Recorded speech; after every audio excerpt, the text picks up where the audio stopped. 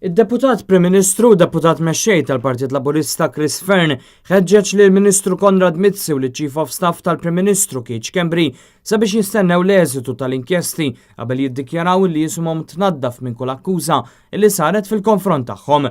Dan wara li Konrad Mizzi wara l-konklużjoni tal-inkjesta ta' E-Grant qal li hu u Chief of Staff tal-Prim Ministru Joseph Muscat, Keith Schembri, isimhom tnaddaf minn kull akkuża. F'kummenti li ta' Fearn li Times of Malta saħa illi kemm Mizzi u anke Schembri għandhom jistennew l-eżitu tal-inkjesti dwarhom.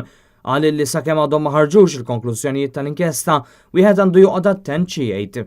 Kemm Konrad Mizzi u anke Keith Schembri huma suġġett tal-inkjesta kriminali dwar allegazzjonijiet li kisru l-liġijiet dwar ħasil ta' flus meta fetħu kumpaniji sigriti fil-Panama.